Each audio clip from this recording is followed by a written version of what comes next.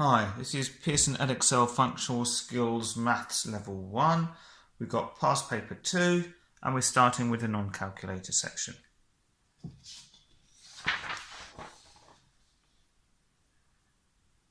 Question 1.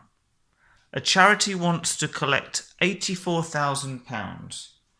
A charity worker says, "We have collected 3/4 of the £84,000. How much money has the charity collected? You must show your working." Right, so what they're asking us to do is to work out what 3/4 of £84,000 is.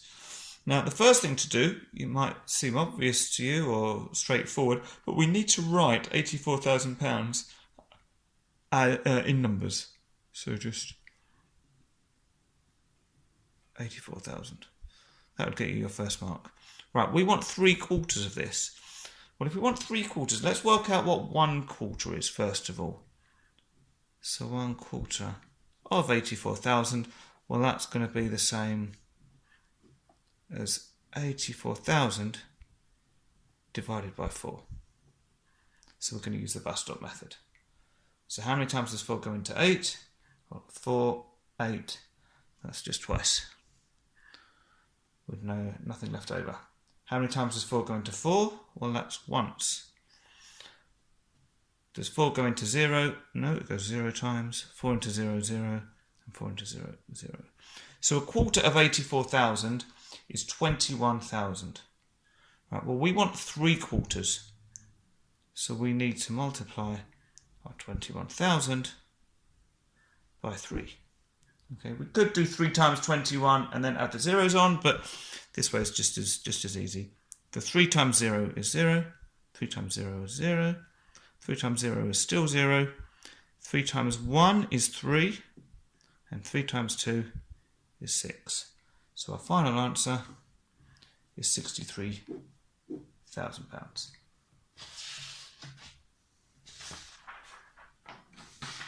Okay. Question 2. Work out 28 minus 20 divided by 4. So we need to know our order of operations. So because we've got a division and a subtraction, we need to know which one to do first. Well, this is our big maths rules. So we always do brackets first, but we haven't got any. Then any indices, so any squaring, haven't got any of that. Then the D stands for division.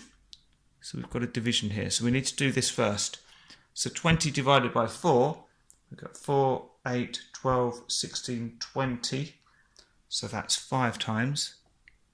Now the 28 still stays where it is. So we do this part of the calculation first, but we don't change the order. So now 28 minus 5, well, that's just going to be equal to 23. You can count back from 28. Okay. Part B. Work out 6 squared. Well, 6 squared is 6 times itself. And 6 sixes, well, 6, 12, 18, 24, 30, 36. Okay. And for part C, work out minus 25 minus 14. So I'm going to do a number line here. So imagine this is 0, we've got minus 25 here, and minus 14, so the minus bit here means that we're moving to the left on the number line, and we're moving 14 steps down, so it's going to be more negative than 25. So the number part is going to increase by 14, but it's going to be minus whatever that answer is. So if we think of it as 25 plus 14, so 4 plus 5 is 9, 2 plus 1 is 3, but because it's negative and we're getting more negative, the answer is going to be minus 39.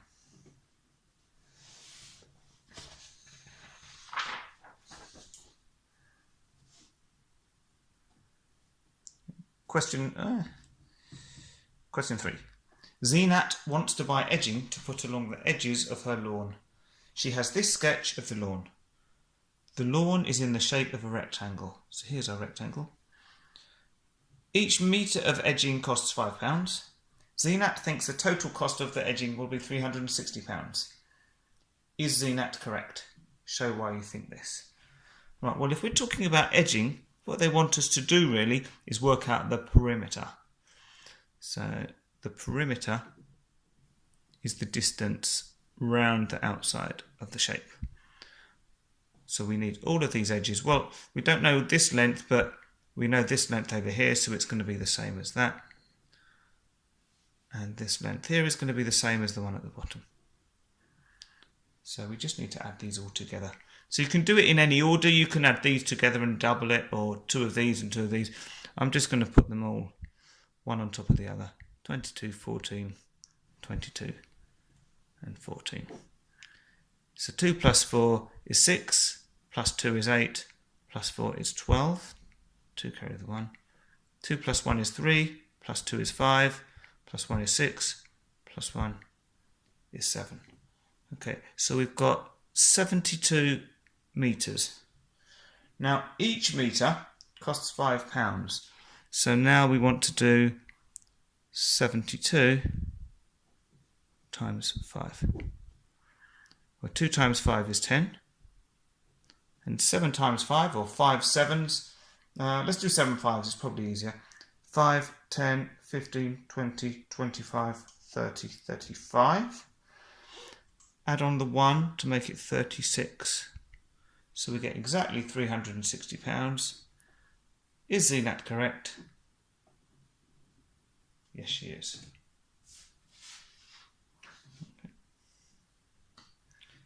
We've then got part B, which says use a reverse calculation. So I can put yes in here. A reverse calculation to show a check of your answer. So when we're checking our answer, what we want to do is we want to start from the answer, which was the 360, and try and work backwards. Well, we multiplied the 72 by 5 to get 360. So if we divide by the 5, we should get back to what we started with. Okay, so let's do this with the bus stop method. So how many times does 5 go into 3? Well, it doesn't go into 3. So what about 5 into 36? Well, 5, 10, 15, 20, 25, 30, 35.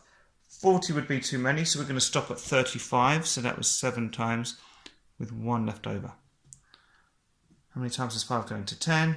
Well, 5, 10, that's twice. And that gets us back to what we started with.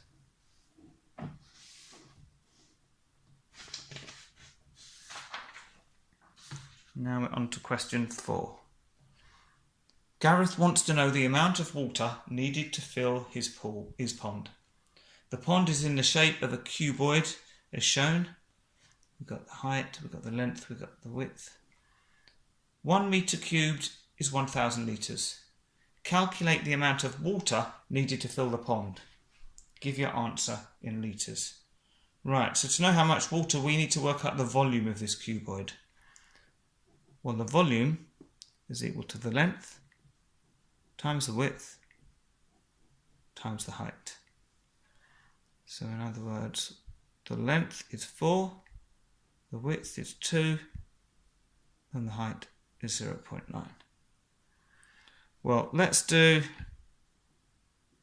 do this down here. We'll do the 4 times 2 first. We can do these in any order because they're all multiplying. So 4 times 2 is 8. And then we want to multiply it by the 0.9. So what we can do with this is ignore the decimal point for now and say 8 times 9 is 72. But there was 1 decimal place, so we need to put the decimal point back in. So we've got 7.2 and its volume, so it's going to be metres cubed. Now they've told us that 1 metre cubed is 1,000 litres. So 7.2 metres cubed, we're going to need to multiply that by 1,000. So 7.2 times 1,000. Well, what we can do is if we've got the 7.2, because we're multiplying by 1,000, we need to move our decimal point once for every 0 we've got. So 3 zeros, so we're going to move it once, twice, 3 times. And then we fill in the gaps with the zeros. So in other words, we've now got 7200 or 7,200 litres. And that's the end of the non-calculator paper.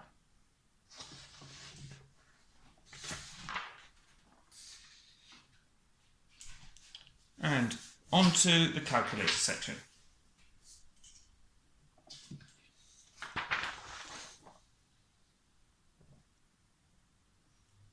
Question 1.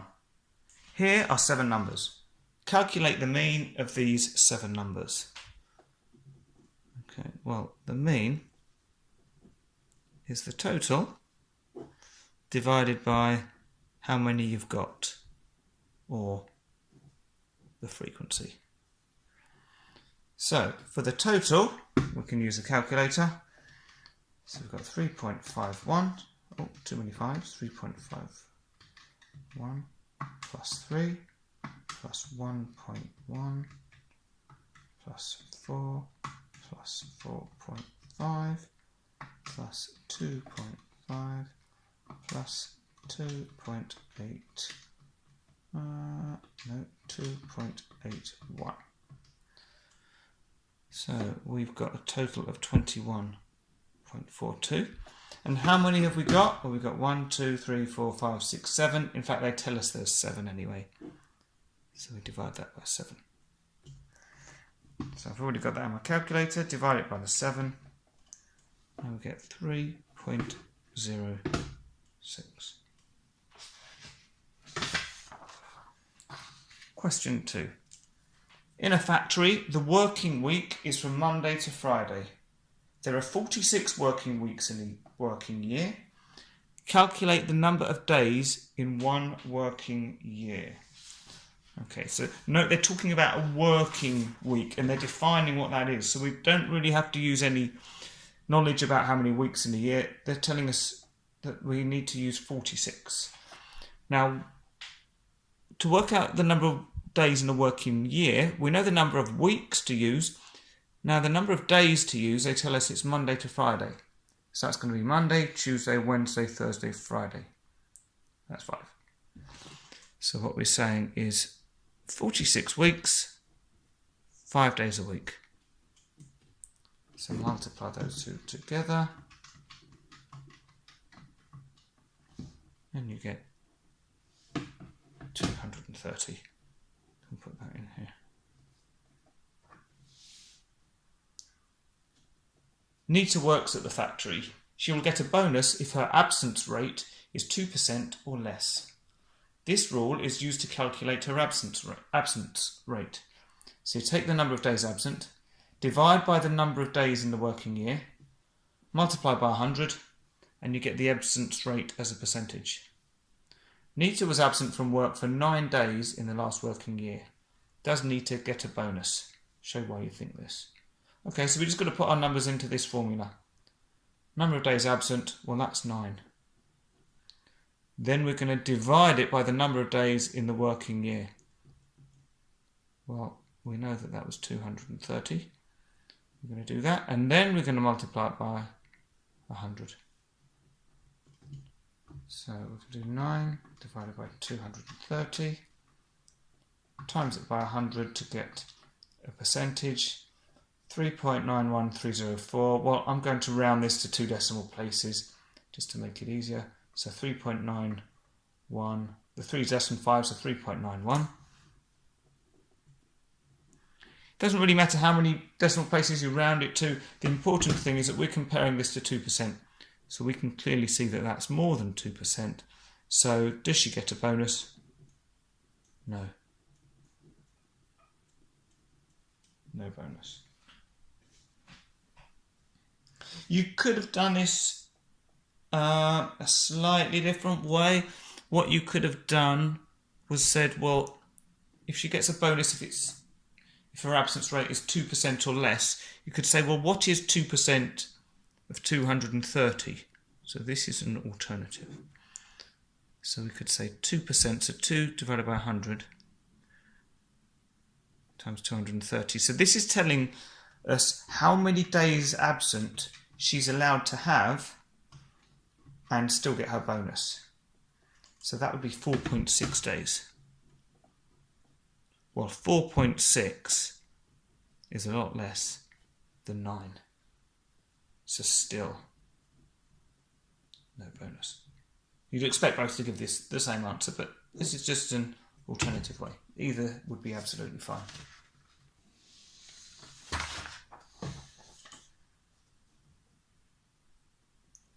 Question 3. Tina is getting broadband for her new flat. She finds this deal. So broadband deal. Router, normal price £39.99. 15% discount on the normal router price. An 18 months contract? I'd say 18-month contract at £56.99 each month. Tina buys the router and the 18... I still think that should be 18-month contract. Work out the total cost of this deal for Tina. Right, so we need to work out the cost of the router after we've had this discount. And then we need to work out how much the contract is going to be, bearing in mind this amount they're paying every month for 18 months. So let's start off by working out what the discount is. So what we want, 15%. So we're going to say 15 out of 100 times £39.99.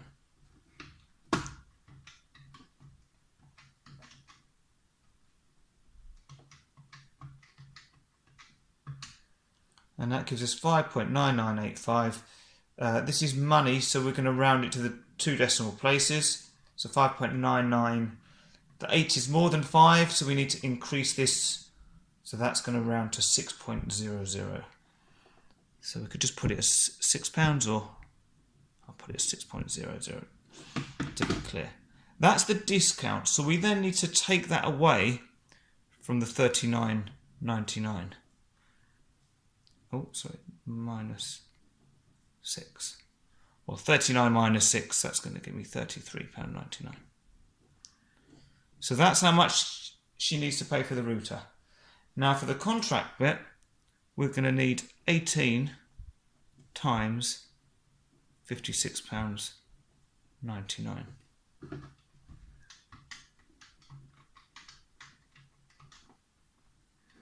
And we get £1,025.82. Now the total cost is going to be adding these two together. So if we add the £33.99 onto that, we get, move this up a tiny bit so we can see it. We can have £1,059.81.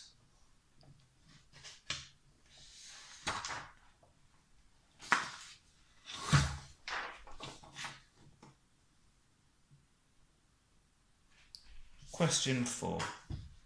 Varney wants to cover a wall with a sealing mixture. She reads this information about how to make the mixture. Mix water with concentrate in the ratio 5:1. So water with concentrate, so it's going to be 5 parts water for every 1 part concentrate. Varney wants to make 9 litres of the mixture. How much water and how much concentrate does Varney need to make 9 litres of the mixture? Well, we're going to have water, we're going to have concentrate, so let's draw a quick little table, and I'm also going to have a total column. So if we've got 5 parts water for 1 part concentrate, that gives us a total of 6 parts. But actually we want 9 litres of mixture, so we want our total to be 9. So we've got to say, well, how are we getting from this 6 to this 9? So we say, well, let's do 9 divided by 6. And if we do this, we get 1.5. So that means we're multiplying the 6 by 1.5. So that means everything else in here needs to be multiplied by 1.5. Well, 1 times 1.5 is just 1.5. And 5 times 1.5, well, we've already got the 1.5 in there. Times it by 5, we get 7.5. And we can do a nice little check because 7.5 plus 1.5 gives us our 9. Okay, and down at the bottom, we've got our boxes for how much water. Well, the water is going to be the 7.5 here. And the concentrate is going to be this 1.5 from there.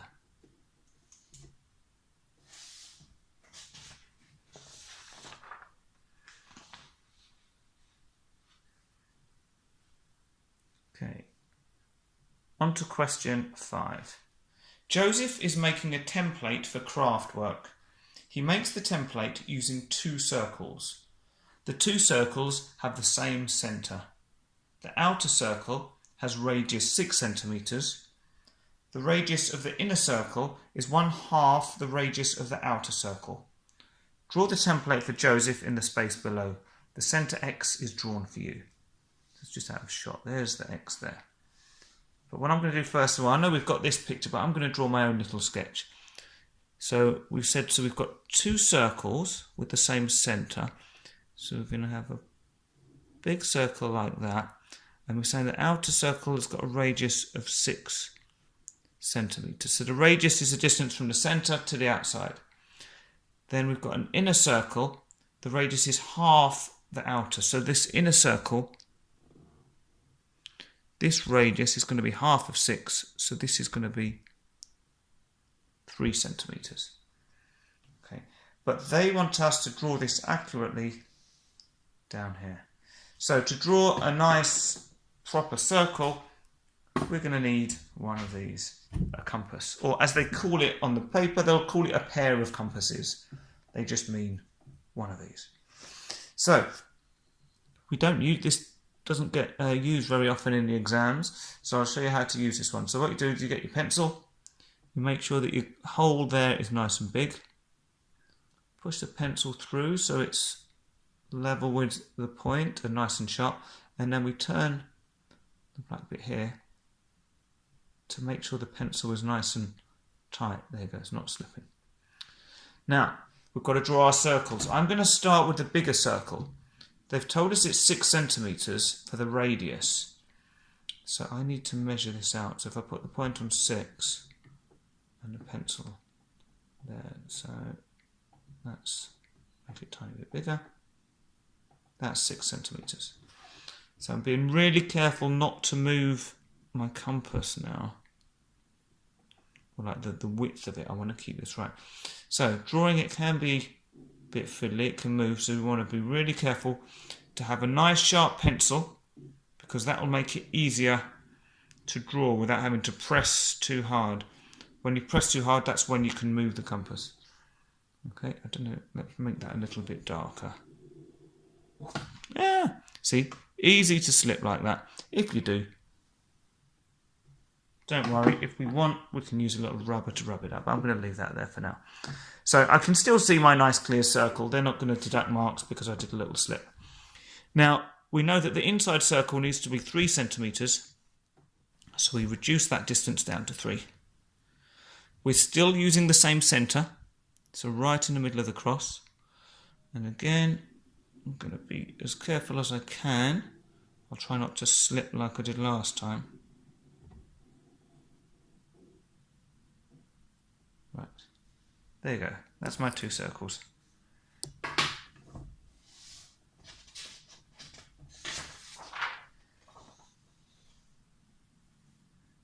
Question 6. Harpreet wants to put tiles on the ceiling of a room. He has this sketch of the ceiling. Okay, so we've got 11 metres here, 9 metres here, some other measurements. Harpreet knows one pack of ceiling tiles covers an area of 3.24 metres squared, costs £34.95. Ceiling tiles can be cut and joined. Calculate the total cost of the packs of ceiling tiles Harpreet has to buy. Right, so if we want to know the cost, first of all, we need to know how many packs we need to buy. To know how many packs we need to buy, we need to know what the total area is of the ceiling of this room. So, a couple of different ways you can do it. You can think of it as one big rectangle and then take off this space here, but what I think I'll do is I'm going to split this shape into smaller rectangles. So I've got one rectangle here, and if we remember, the area of a rectangle is the length times the width. So for this one it's going to be 9 times 4. We can use our calculator, but I know that 9 times 4 is 36 meters squared. Now, for this area, we haven't got the length, so we're going to have to work these out. Well, this length here, we know the full length all the way down is 9 meters. If this bit is 5.5, well then this is going to be 9 minus 5.5. So 9 minus 5.5 gives us, so that's 3.5 meters. And this distance here, well, if we know it's 11 meters all the way across, this bit is 4. Well, we want 11 minus 4. Well, I can do this one nice and easy. It's 7 meters. So this area is going to be 3.5 times 7. And we can use our calculator to give us 24.5. And again, because it's area, our units are going to be squared. So we've got the two bits. So our total area is going to be those two separate areas added together. So 24.5 plus 36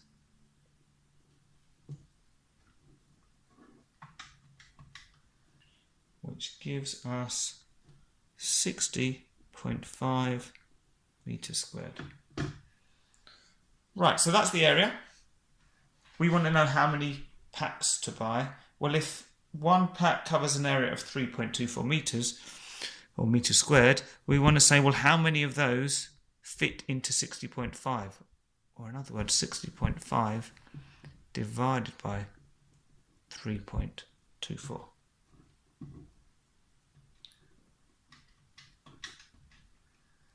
And we get 18.672. So I'll round it to 2 decimal places. The 2 is less than 5, so we'll just keep it as 18.67 packs. But if you go into a shop, you'll struggle to buy 0.67 of a pack. So we're going to need to buy 19 packs and just have a little bit left over.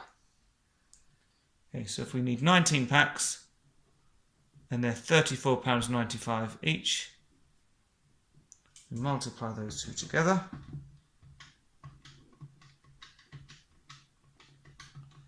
And we get £664.05.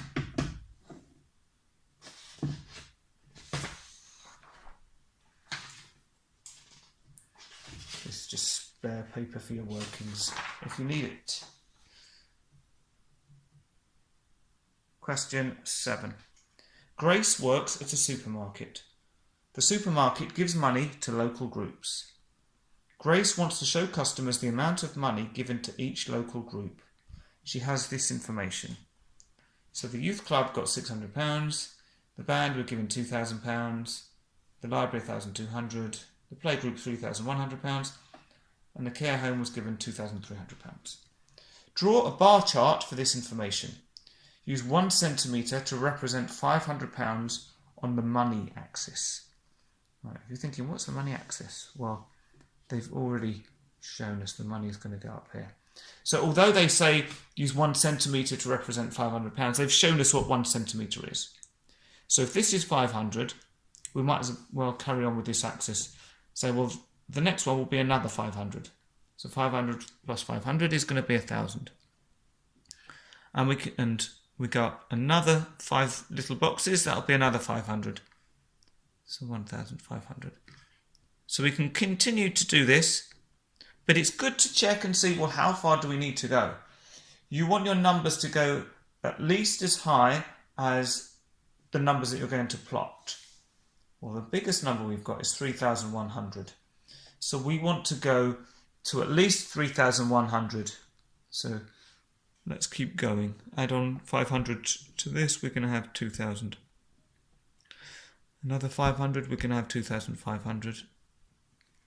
And again, we'll have 3,000. Now, we had 3,100, so we're not there yet. So we need to go either up to it or above it. So 3,500, we can stop now because we know 3,100 will be below that. So we're just going to put our label on here. So this is just going to be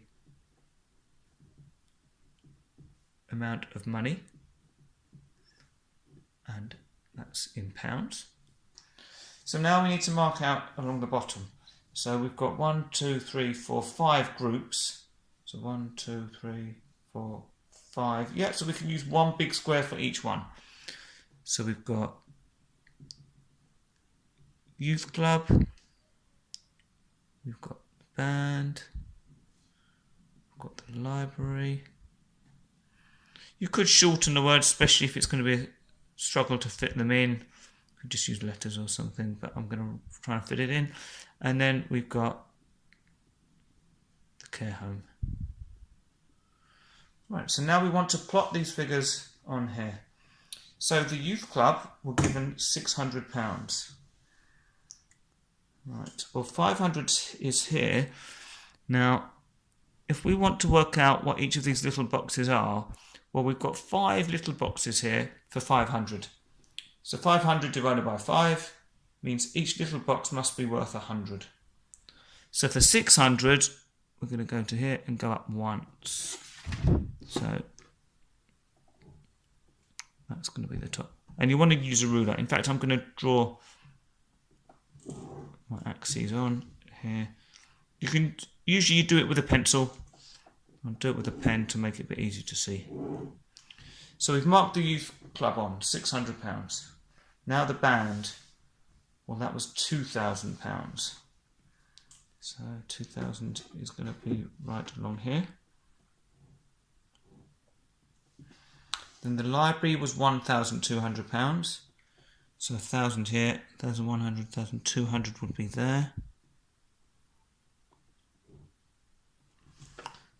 The playgroup, this was the biggest one, 3,100. So 3,000 and then 1 up here. And the care home, £2,300. So 2,000, 1, 2, 3. Now I can draw all my lines in. Now with a bar graph, you don't have to have the bars touching. If you want to have small bars in between, that's absolutely fine. You'll just find you end up having to do more work because you've got to draw more lines. And you're going to make sure that all your bars are nicely spaced and the same width. So I would say just make them touch because it's easier, less likely to make a mistake. Right, so have I got everything on? No, I haven't got a label down at the bottom here. So this is going to be local group. And I haven't got a title. So this was the supermarket giving money. So we can just call it supermarket donations. You don't need to overthink the title, just something that gives a clue as to what this is showing.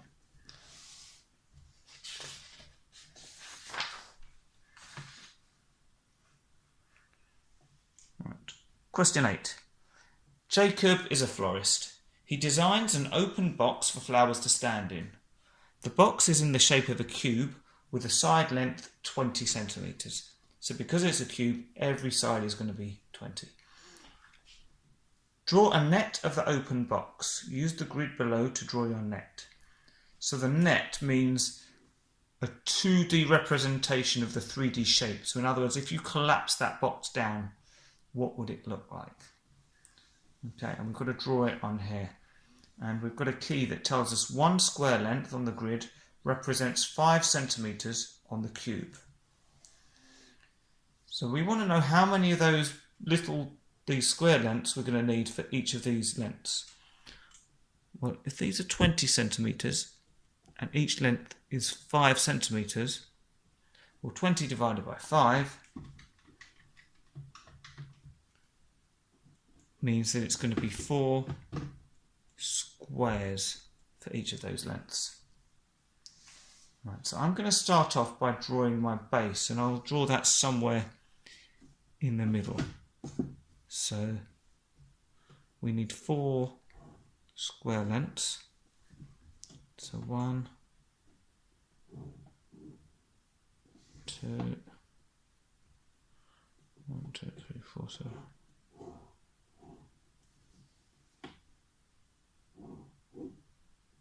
Okay, and I'm going to label this, you don't have to, but I'm going to label that as my base. So that's this bit. Let's make this look a bit more sort of 3D, so if you can imagine.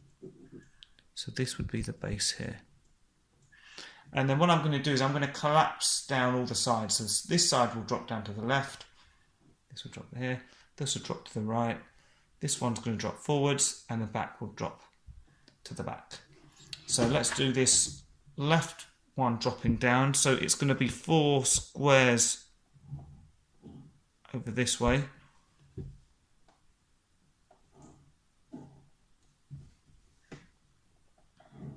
So that's our left side. Let's do our right side as well. So that's going to be 1, 2, 3, 4 squares over here.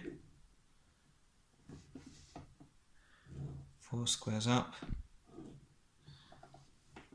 and 4 across. Then we've got the front is coming down, so that's going to be 4 squares down here.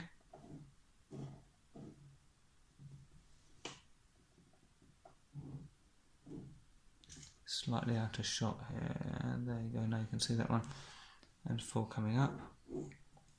And then we're going to have that top that's going to be up here, well not the top, the kind of the back bit. We're going to go up 4 squares.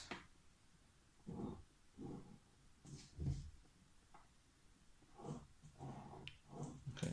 Now you might be used to seeing the net for a cube and think this doesn't look quite right. Well, that's because this is an open box, so we haven't got a lid on it. So it is just going to look like this cross that we've got here. Okay, but you're right, if it was a full cube, if it was with a lid, we'd have an extra one. We could draw an extra sort of square up here tagged on the top.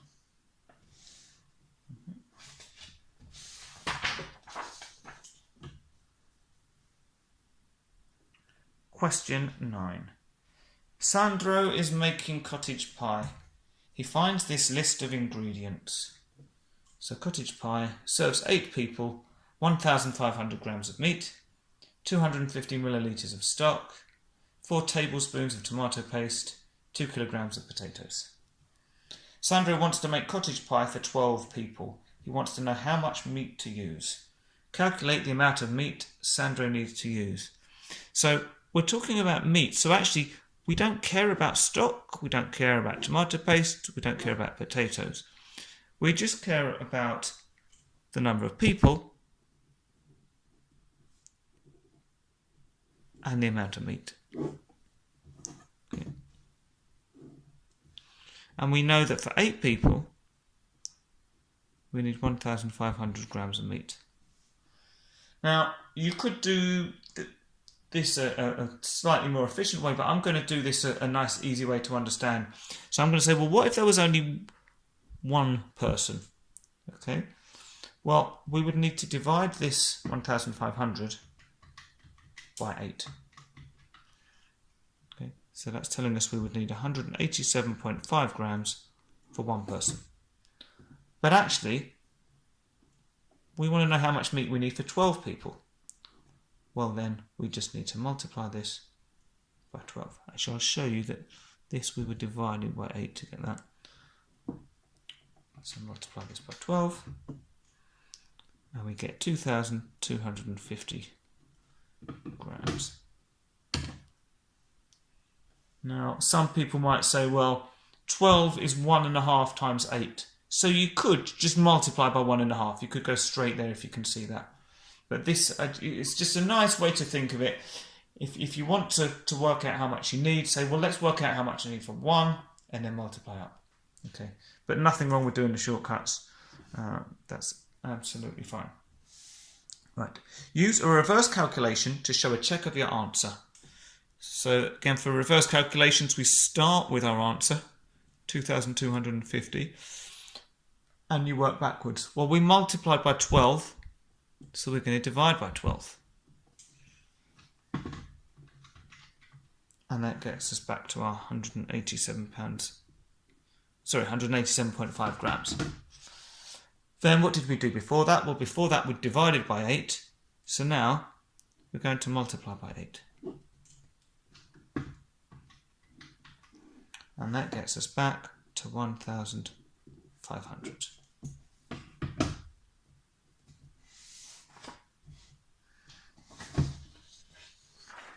Okay.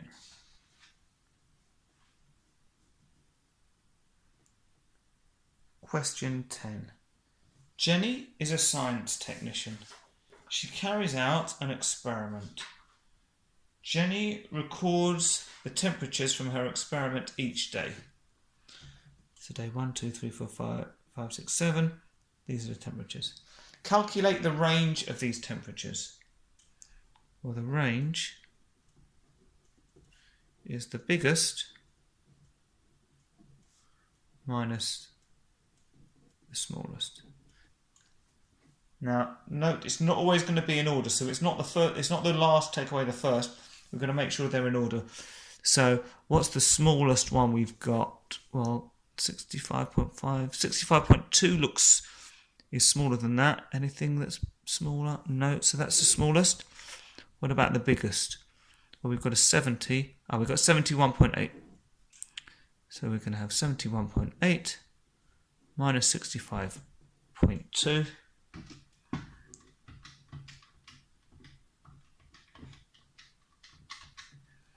Which gives us 6.6, and that's degrees.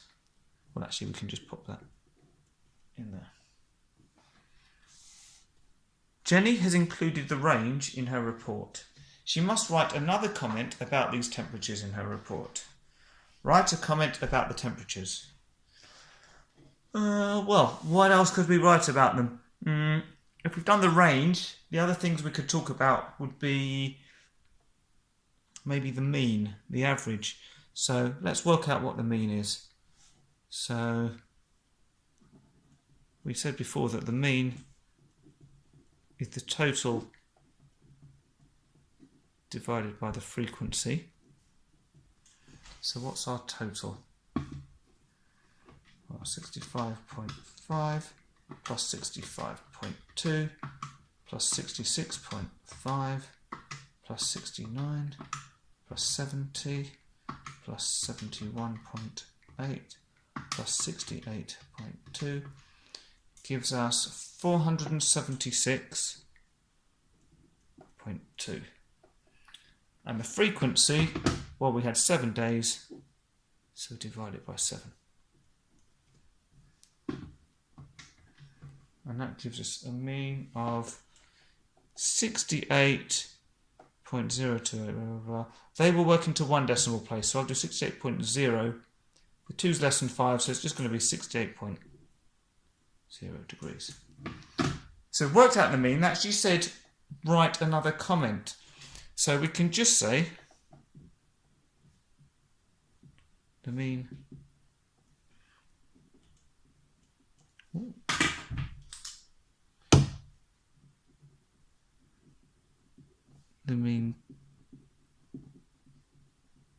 temperature is 68.0 degrees.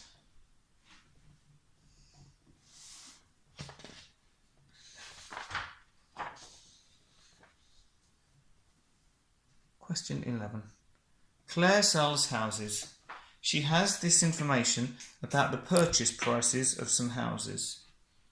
So house reference A is 123,950, B is 249,000, and so on.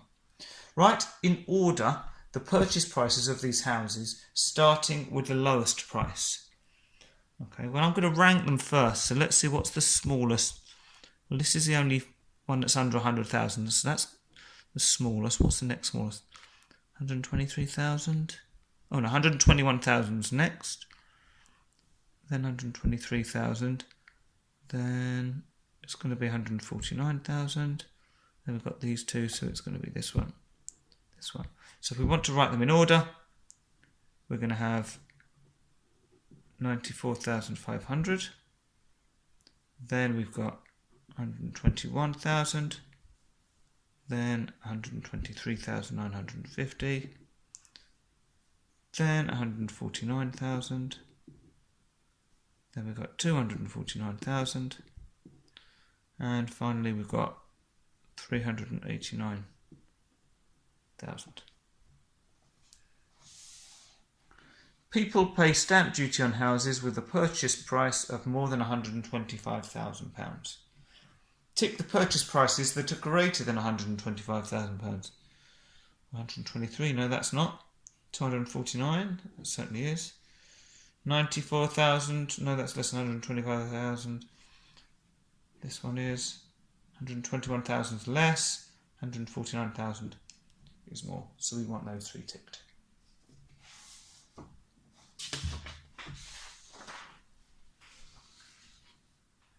Part C. Alex buys a house. He must pay £255,000 for the house. He must also pay 5% of the purchase price in stamp duty. Calculate the total amount Alex must pay. So that's the stamp duty plus the purchase price. Let's start off with the stamp duty. So we want 5%, so 5 out of 100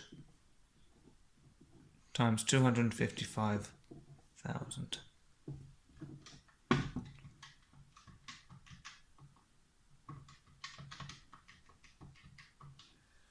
And we get £12,750. Now we need to add on the purchase price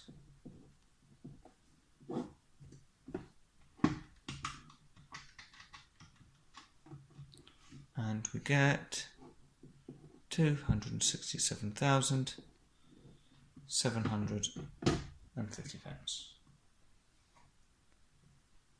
And that's the end of the paper. So thank you very much. I hope you found it helpful. Do like the video. Please subscribe. Put your notifications on and then you'll get informed when I add more videos. And hope to see you all again soon. Thank you.